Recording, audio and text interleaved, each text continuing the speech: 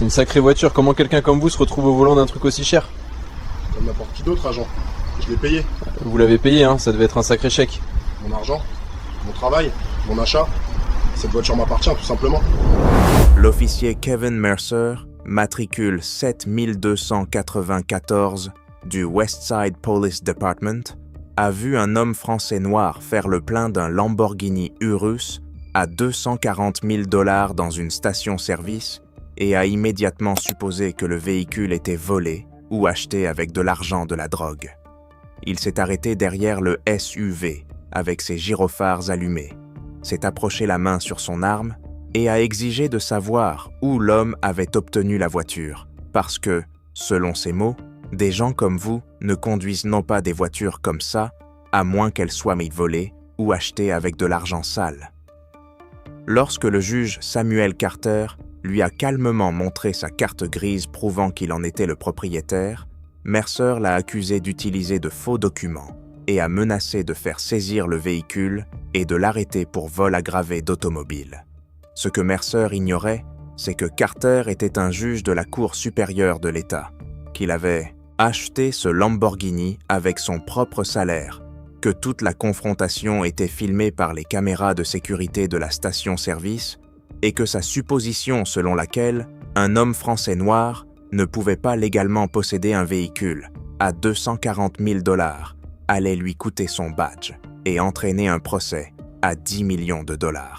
Avant d'aller plus loin, de quelle ville ou de quel pays nous regardez-vous?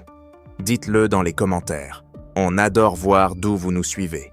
Et si vous pensez que conduire une voiture chère quand on est français noir n'est pas un crime et ne devrait pas être traité comme quelque chose de suspect, alors aimez cette vidéo et abonnez-vous.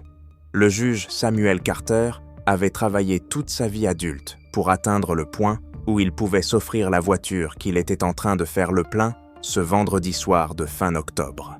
À 52 ans, avec 19 années sur le banc de la Cour supérieure de l'État et presque une décennie comme procureur avant cela, Carter avait construit une carrière fondée sur le travail, l'intégrité et une planification financière prudente. Il vivait modestement à bien des égards, en épargnant et en investissant intelligemment. Et il y a 2 ans, il avait décidé de se récompenser pour avoir atteint une étape importante de sa carrière. Le Lamborghini Urus blanc nacré, stationné à la pompe numéro 4, représentait un rêve qu'il portait depuis l'adolescence, lorsqu'il faisait 2 emplois pour payer ses études en Community College. Il était intégralement payé, immatriculé à son nom, et assuré avec une couverture qui coûtait chaque mois plus cher que les mensualités de voiture de certaines personnes. Carter adorait ce véhicule, non pas parce qu'il était cher, mais parce qu'il représentait tout ce qu'il avait surmonté et accompli. Ce soir-là, il venait juste de quitter le tribunal après une audience particulièrement longue, sur un procès civil complexe. Il portait encore son costume, même s'il avait desserré sa cravate et retiré sa robe de juge avant de quitter son cabinet. La station-service se trouvait sur son itinéraire habituel pour rentrer chez lui, une station Shell bien éclairée dans un quartier huppé de la ville où il s'arrêtait souvent pour faire le plein. Carter se tenait à côté du Lamborghini, le pistolet de carburant inséré dans le réservoir, regardant les chiffres numériques grimper sur l'écran de la pompe et pensant au week-end à venir. Il avait prévu de remonter la côte le lendemain, peut-être emprunter la longue route à travers les montagnes, profiter de la voiture comme elle était faite pour être conduite. La soirée était fraîche et claire, et la station-service était modérément fréquentée par d'autres travailleurs qui terminaient leur semaine. Carter n'a pas remarqué la voiture de patrouille entrer dans la station avant d'entendre le bref coup de sirène et de voir les lumières clignotantes se refléter sur la peinture brillante du Lamborghini. Il leva les yeux et vit une voiture de police du Westside Police Department garée directement derrière son véhicule, l'empêchant de sortir. Un policier était en train d'en descendre et même à 5 mètres de distance, Carter pouvait voir l'attitude agressive, la main posée sur l'arme, le langage corporel qui indiquait qu'il ne s'agissait pas d'un simple contrôle amical. Carter avait été procureur assez longtemps et juge assez longtemps pour reconnaître les ennuis lorsqu'il s'approchait. l'officier Kevin Mercer patrouillait dans le district Ouest depuis presque toute sa carrière de 11 ans au Westside Police Department, et il avait développé certaines intuitions sur ce qui avait sa place et ce qui ne l'avait pas dans les quartiers placés sous sa surveillance. Lorsqu'il passa devant la station Shell et vit le Lamborghini Urus à la pompe, son attention se fixa immédiatement dessus. Les véhicules de luxe n'étaient pas rares dans ce secteur, mais quelque chose dans cette situation précise déclencha ses soupçons. Il fit le tour du pâté de maison et revint jeter un second coup d'œil. Et lorsqu'il vit que le conducteur était un homme français noir d'une 50aine d'années, les suppositions de Mercer se durcirent jusqu'à devenir certitude.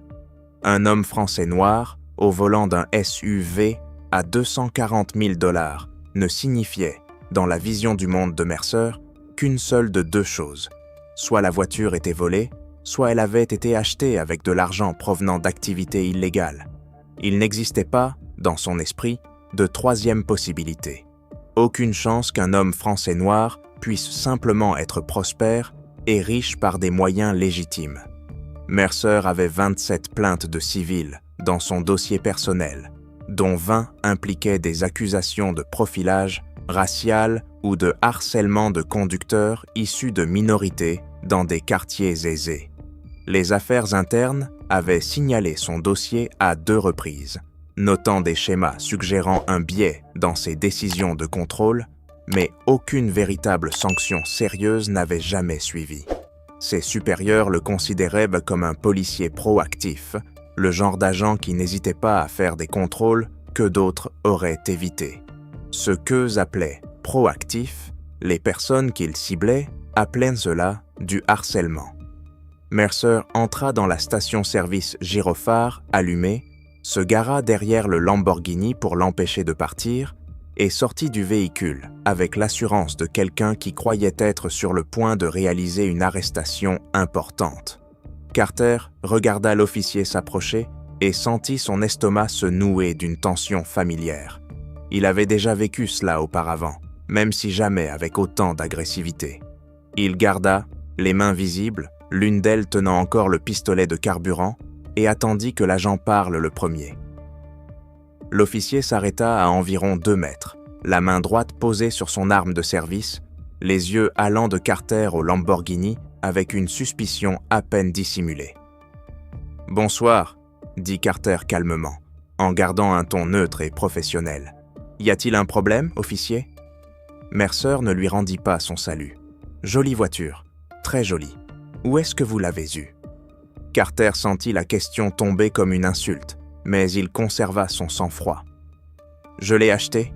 Puis-je vous aider en quelque chose ?»« Des gens comme vous ne conduisent pas des voitures comme ça, à moins qu'elles soient volées ou achetées avec de l'argent sale, » dit Mercer, les mots sortant avec une désinvolture presque conversationnelle, comme s'il énonçait une évidence plutôt que de proférer une accusation raciste. « Alors je vais vous demander encore une fois, où est-ce que vous avez vraiment eu cette voiture ?» Carter retira lentement le pistolet du réservoir et le raccrocha à la pompe.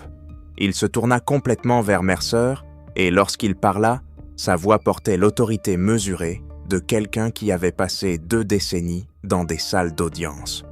« Officier, je suis propriétaire de ce véhicule. Je l'ai acheté légalement avec mon propre argent.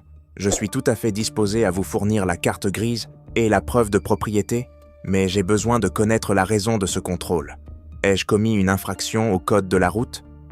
Ne vous préoccupez pas de savoir pourquoi je vous ai arrêté, dit Mercer, en s'approchant encore.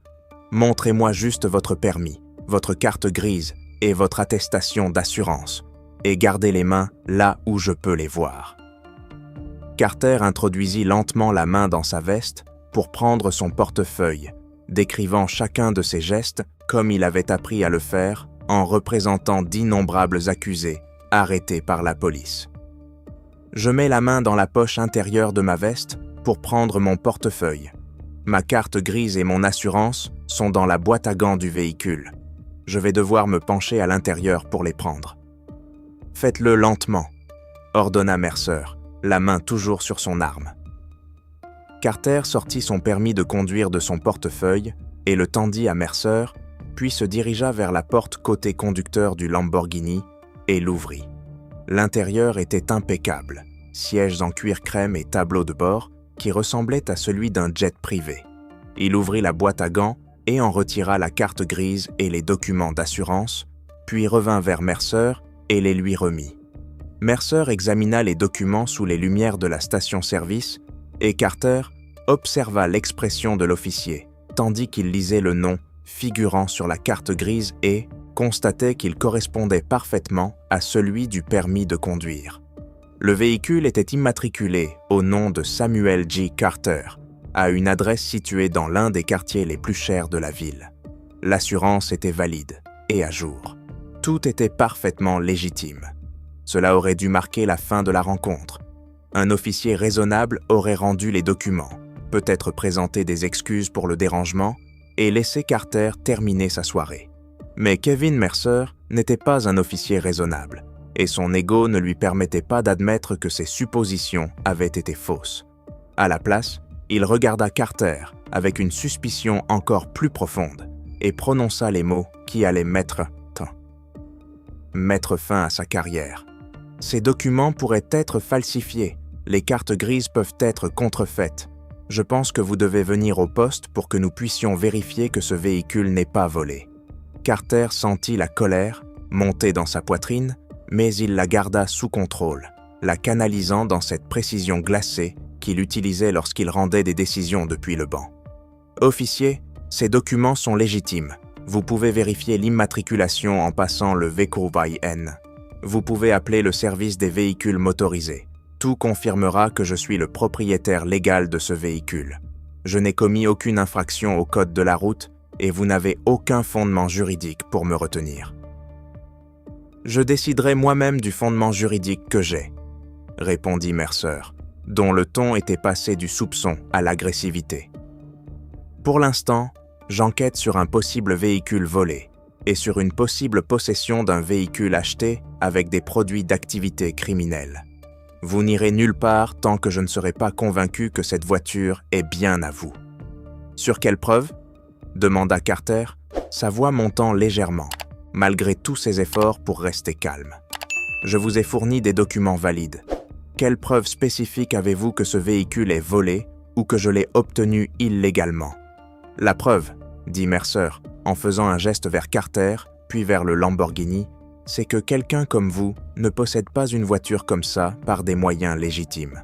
Alors vous pouvez coopérer et venir volontairement au poste, ou je peux vous arrêter pour obstruction et saisir ce véhicule comme élément de preuve. » À la pompe voisine, une femme qui faisait le plein de sa berline s'était arrêtée et avait sorti son téléphone pour enregistrer l'interaction.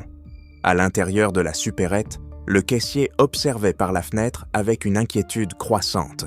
Au-dessus d'eux, fixées sous l'auvent qui couvrait les pompes, 3 caméras de sécurité enregistraient chaque mot et chaque geste en haute définition, créant un dossier qui serait diffusé dans des salles d'audience, sur les chaînes d'information et regardé des millions de fois en ligne.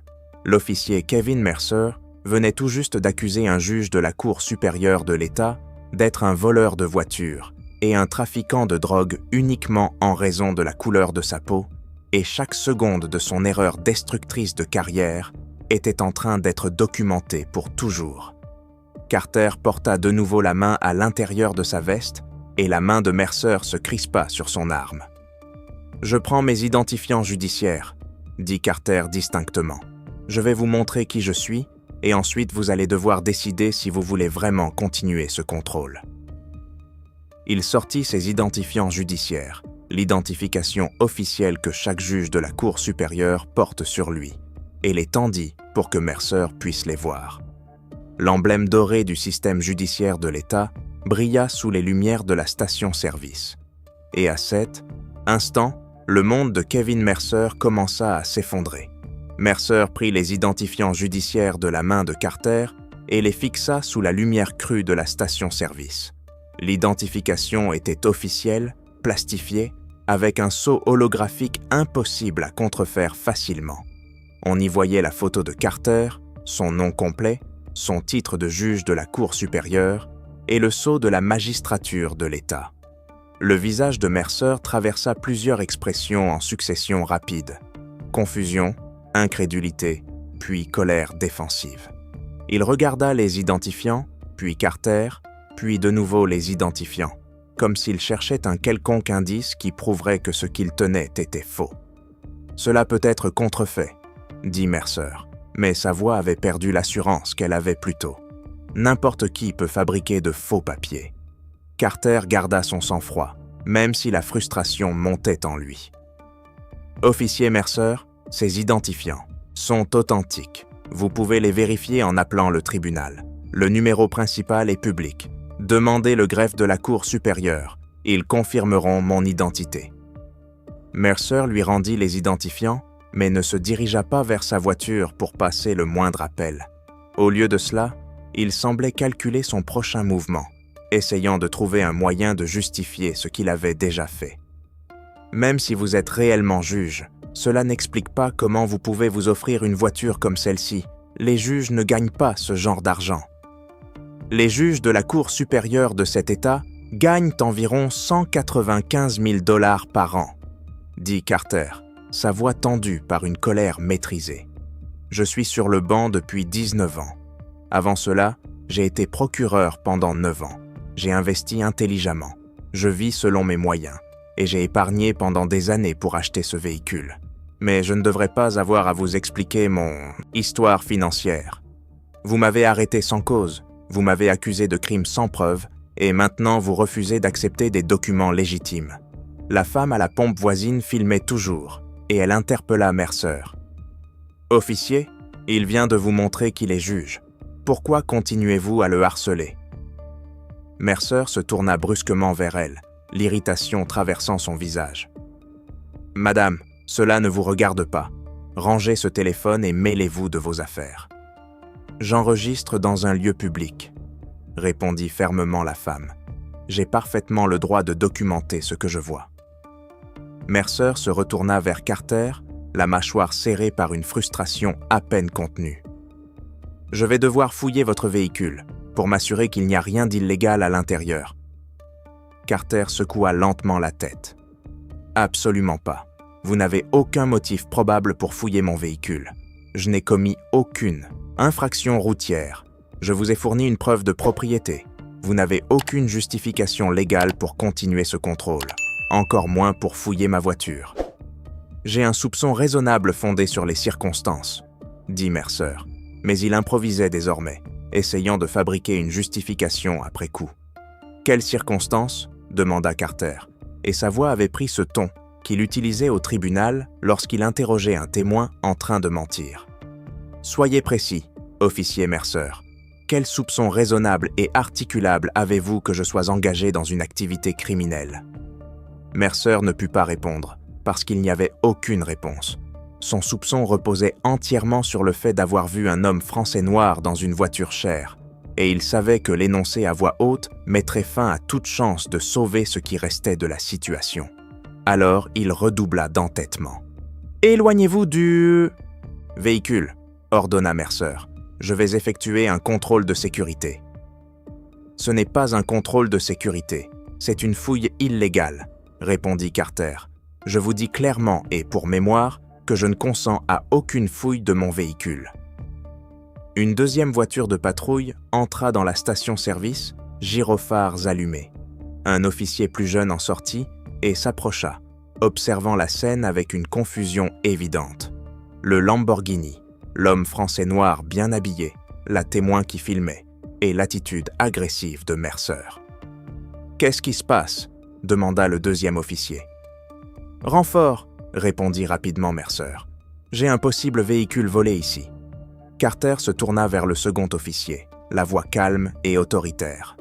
« Officier, je suis le juge Samuel Carter de la Cour supérieure.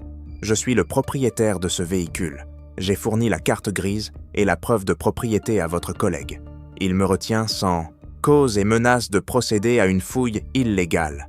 Je vous demande d'appeler votre supérieur avant que cette situation n'empire. » Les yeux du deuxième officier s'agrandirent lorsqu'il entendit le mot « juge ». Il observa Carter plus attentivement, sembla le reconnaître, et son expression passa à l'alarme. « Monsieur, je pense que nous devrions appeler le sergent. »« Je n'ai pas besoin d'un sergent, » répliqua sèchement Mercer. « Je gère ça. »« Avec tout le respect, » dit doucement le deuxième officier. « Si c'est vraiment un juge, nous devrions probablement… » « J'ai dit que je gérais, » le coupa Mercer. Carter sortit son téléphone portable. « J'appelle mon avocat, et j'appelle également le service de sécurité du tribunal. Et je documente chaque instant de cette détention illégale. » Mercer tendit la main vers le téléphone de Carter. « Rangez ça. » Carter recula son téléphone et éleva la voix pour la première fois. « Ne me touchez pas, ni mes biens. Vous avez déjà violé mes droits garantis par le 4e amendement. N'ajoutez pas une agression à la liste de vos violations. » Le pompiste était sorti de la supérette et observait la scène avec un petit groupe d'autres clients. Le deuxième officier paraissait de plus en plus mal à l'aise, coincé entre l'idée de soutenir son collègue et celle d'empêcher ce qui devenait clairement un désastre. Mercer restait là, prisonnier de son propre ego et de son refus d'admettre qu'il avait commis une erreur catastrophique fondée uniquement sur un biais racial. La femme qui filmait reprit la parole. « J'ai tout sur vidéo, toute la scène, la façon dont il vous a arrêté, ce qu'il a dit, tout. » Carter regarda Mercer droit dans les yeux et parla avec la précision glaciale de quelqu'un qui savait exactement ce qui allait suivre. « Officier Mercer, vous avez une occasion de mettre fin à tout cela maintenant. Présentez vos excuses, rendez-moi mes documents et laissez-moi partir, ou poursuivez cette détention illégale et faites face aux conséquences. Ce sont vos deux seules options. » La main de Mercer bougea vers ses menottes, et Carter comprit que l'officier avait fait son choix. Le pire choix possible, mais celui auquel son orgueil et ses préjugés l'avaient conduit. Et chaque seconde de ce qui allait suivre serait captée par les caméras, conservée pour toujours et utilisée comme preuve dans le procès qui détruirait la carrière de Kevin Mercer et coûterait 10 millions de dollars à son département. La main de Mercer se referma sur ses menottes et le deuxième officier s'avança rapidement, la voix urgente. « Merc, attends, il faut appeler le sergent, tout de suite. » Mais Mercer était allé trop loin pour reculer. « Tournez-vous et mettez les mains derrière le dos, » ordonna-t-il à Carter. Carter ne bougea pas. « Vous êtes en train d'arrêter un juge de la Cour supérieure, dans une station-service pour le crime de posséder un Lamborghini en étant français noir. Réfléchissez très attentivement à votre prochain geste, officier Mercer. » Avant que Mercer ne puisse répondre, un troisième véhicule entra dans la station-service. Cette fois, une berline de police banalisée. Un sergent en uniforme en sortit, le visage immédiatement préoccupé lorsqu'il comprit la scène. Les gyrophares, la foule de témoins avec leur téléphone, le Lamborghini, et deux officiers face à un homme français noir bien habillé. « Que se passe-t-il ici ?» demanda le sergent Rodriguez, d'une voix qui portait l'autorité. Le deuxième officier parla le premier, avec un soulagement évident. « Sergent, c'est le juge Carter de la Cour supérieure. L'officier Mercer l'a contrôlé, et il y a eu une situation. » Les yeux de Rodriguez se tournèrent brusquement vers Carter.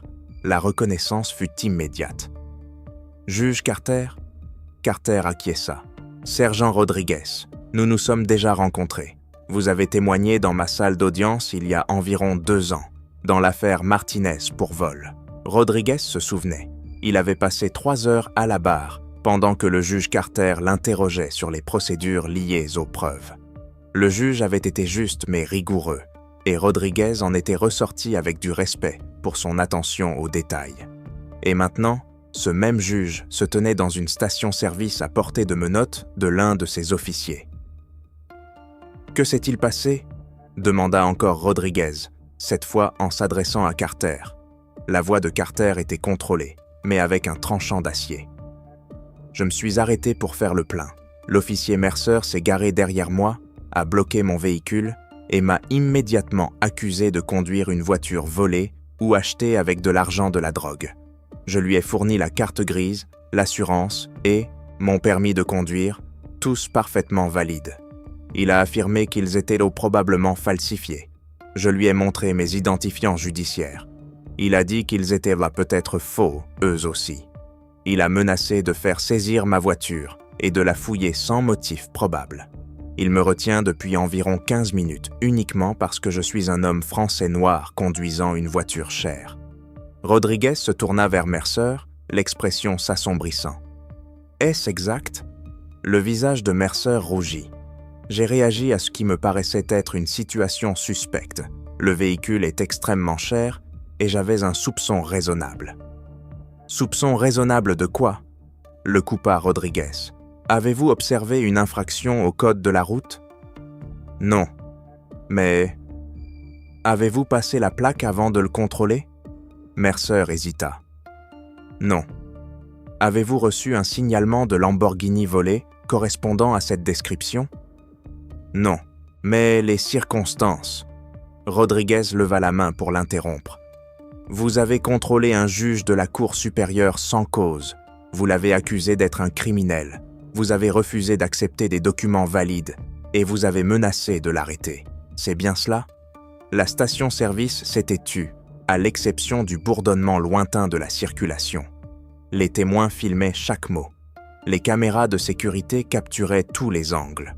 Rodriguez s'approcha du Lamborghini de Carter et regarda les documents d'immatriculation que Mercer tenait encore. Il vérifia le numéro CEPAS IN, visible sur le tableau de bord, avec celui figurant sur les papiers. Tout était parfait, légal, exactement comme Carter l'avait affirmé. Rodriguez revint vers Mercer avec une fureur à peine contenue. Le nom du juge Carter figure dans notre système. Il est enregistré comme officier judiciaire, susceptible de nécessiter une coordination avec la sécurité du tribunal. Vous auriez pu vérifier son identité en 30 secondes. À la place, vous avez choisi de supposer qu'il était un criminel. Carter prit la parole d'une voix basse, mais d'une précision dévastatrice. « Sergent, l'officier Mercer m'a dit, et je cite, « Des gens comme vous ne conduisent pas des voitures comme ça, à moins qu'elles soient de volées ou achetées avec de l'argent sale. » Ces mots figurent sur la vidéo de cette femme. Ils figurent sur les images de sécurité de la station-service. Et ils formeront la base du procès fédéral pour violation des droits civiques que je déposerai lundi matin. Le visage de Mercer pâlit. Carter poursuivit, d'une voix plus froide encore. J'ai été procureur puis juge pendant 28 ans. J'ai déjà vu des officiers comme vous. Vous voyez un visage noir et vous voyez un criminel. Vous voyez la réussite et vous supposez le crime. Vous aviez ma carte grise montrant mon nom et mon adresse dans l'un des quartiers les plus chers de cette ville. Vous aviez mon permis de conduire, vous aviez mes identifiants judiciaires, et rien de tout cela n'a compté, parce que vous étiez incapable de croire qu'un homme français noir puisse gagner et posséder légalement un véhicule à 240 000 $ par un travail honnête. Il marqua une pause, laissant les mots retomber.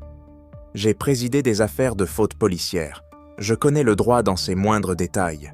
Et ce que vous avez fait ce soir a violé mes droits garantis par le 4e amendement, a constitué du profilage racial et représente exactement le type de police discriminatoire qui détruit la confiance des citoyens. La mâchoire de Rodriguez se crispa. Officier Mercer, badge et armes, vous êtes suspendu avec effet immédiat. Les mains de Mercer tremblaient lorsqu'il décrocha son badge. Sergent, je ne faisais que mon travail. Votre travail ne consiste pas à profiler des juges, répondit sèchement Rodriguez, ni qui que ce soit d'autre en fonction de sa race. Carter récupéra ses documents des mains de Rodriguez, ses gestes délibérés et parfaitement maîtrisés. Il regarda Mercer une dernière fois. Vous avez vu un homme français noir dans une station-service et vous avez supposé le crime. Cette supposition vient de vous coûter votre carrière. Je vous verrai devant un tribunal fédéral, officier Mercer. Et cette fois, je ne serai pas celui qui siège sur le banc. Il monta dans son Lamborghini, démarra le moteur et quitta la station-service, laissant Mercer debout là, son badge à la main et sa carrière en ruine. Les témoins continuaient de filmer, les caméras continuaient de tourner, et dès le lendemain matin, la vidéo atteindrait des millions de vues, et l'officier Kevin Mercer deviendrait le visage de tout ce qui ne va pas avec le profilage racial dans la police américaine. L'officier Kevin Mercer fut licencié du Westside Police Department 4 semaines après l'incident de la station-service. La lettre de licenciement mentionnait le profilage racial, la détention illégale, la violation des politiques du service et une conduite indigne d'un agent. Parce qu'il avait été licencié pour faute, Mercer perdit sa pension après 11 années de service. Il perdit ses avantages de santé. Il perdit tout ce qu'il avait construit dans les forces de l'ordre, et la vidéo virale, où on le voyait accuser un juge d'être un voleur de voiture, garantissait qu'il ne travaillerait plus jamais comme policier, nulle part dans le pays. La vidéo explosa sur les réseaux sociaux dans les heures qui suivirent l'incident. Le samedi matin, elle avait déjà 15 millions de vues. Le lundi, elle était commentée sur les grands journaux télévisés nationaux et analysée par des experts juridiques qui la qualifièrent d'un des exemples les plus limpides de profilage racial, jamais capté par caméra. L'audio était dévastateur. La voix de Mercer disant « Des gens comme vous ne conduisent pas des voitures comme ça, à moins qu'elles soient vite volées ou achetées avec de l'argent sale », passait en boucle sur toutes les grandes chaînes, devenant un symbole du biais implicite dans le maintien de l'ordre. Le juge Samuel Carter déposa son recours fédéral 6 semaines après l'incident. La plainte était précise et exhaustive, détaillant des violations du 4e amendement, de la clause d'égale protection du 14e amendement et des textes fédéraux sur les droits civiques. Elle exposait comment Mercer l'avait contrôlé sans cause, détenu uniquement en raison de sa race, et refusait d'accepter des documents valides prouvant qu'il était propriétaire du véhicule. Le recours visait personnellement l'officier Kevin Mercer ainsi que le Westside Police Department, réclamant 10 millions de dollars de dommages, compensatoires et punitifs. L'équipe juridique de la ville regarda les images de la station-service et lut la plainte. Elle examina le dossier personnel de Mercer et y trouva 27 plaintes de civils sur ses 11 ans de carrière, dont 20 impliquaient des conducteurs issus de minorités dans des véhicules chers ou des quartiers riches. Le schéma était indéniable et indéfendable. Lorsqu'ils comparèrent le coût d'un procès à celui d'un règlement amiable, la décision devint évidente. Aller au procès signifiait plus de publicité, plus d'exposition des défaillances du département et une défaite presque certaine devant un jury qui verrait un policier traiter un juge de criminel sur vidéo. La ville régla l'affaire pour la totalité des 10 millions de dollars, 8 mois après le dépôt de plainte de Carter. Le règlement s'accompagna d'excuses écrites du maire et du chef de la police, remises personnellement au juge Carter dans son cabinet. Carter accepta les excuses, mais fit clairement savoir que l'argent n'effaçait pas l'humiliation d'avoir été menotté dans une station-service pendant que d'autres clients regardaient et filmaient.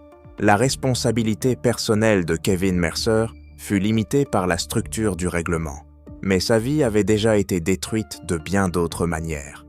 À 40 ans, il enchaînait des emplois dans la construction et la livraison payés à l'heure. Sa femme demanda le divorce 6 mois après l'incident, incapable de supporter le regard public et la dévastation financière. Ses 2 adolescents lui parlaient à peine, honteux de voir leur père devenir un symbole national de police raciste. Il avait essayé de trouver du travail dans la sécurité privée, mais les vérifications d'antécédents révélaient de toujours la vidéo de la station-service, et aucune entreprise ne voulait embaucher quelqu'un associé à une telle réputation. Le Westside Police Department subit une restructuration massive après le règlement. Le chef de la police, qui n'avait rien fait face au schéma de plainte visant Mercer, fut contraint de démissionner. De nouvelles politiques exigèrent que les officiers documentent des raisons spécifiques pour chaque contrôle de véhicule, avant même d'approcher le conducteur. Tout contrôle de véhicule de luxe exigeait désormais l'approbation d'un supérieur. La formation obligatoire sur les biais devint trimestrielle au lieu d'annuelle. Un comité civil de supervision fut créé avec un véritable pouvoir d'enquête. 7 autres officiers présentant des schémas de plainte similaires furent poussés vers une retraite anticipée. Le juge Carter utilisa une partie de l'indemnisation pour créer la Carter Foundation for Justice Reform, qui fournissait un soutien juridique et des ressources aux victimes de fautes policières n'ayant pas les moyens de s'offrir de puissants avocats. Il continua de siéger avec encore plus de respect de la part de ses collègues du monde juridique.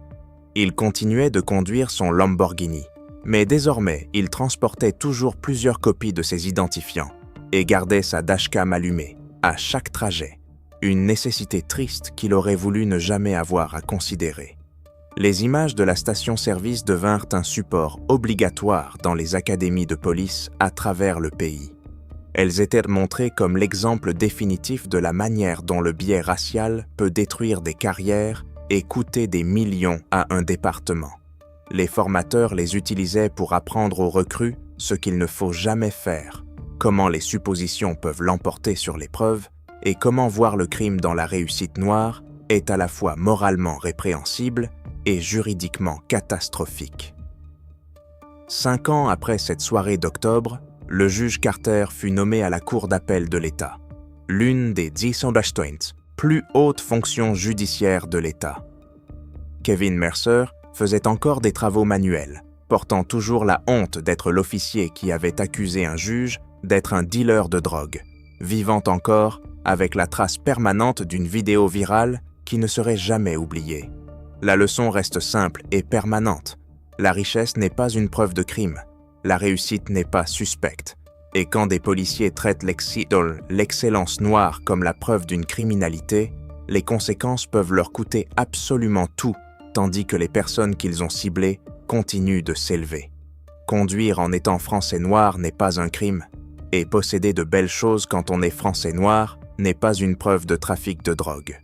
Si l'on vous a déjà demandé comment vous pouviez vous offrir quelque chose que vous possédez légalement, partagez cette histoire. Quelle politique empêcherait réellement le profilage racial lors des contrôles routiers? Donnez vos vraies solutions dans les commentaires. Et si vous pensez que la réussite noire devrait être célébrée et non criminalisée, abonnez-vous maintenant. Nous vous apportons d'autres histoires où le profilage racial a rencontré la responsabilité et a tout perdu.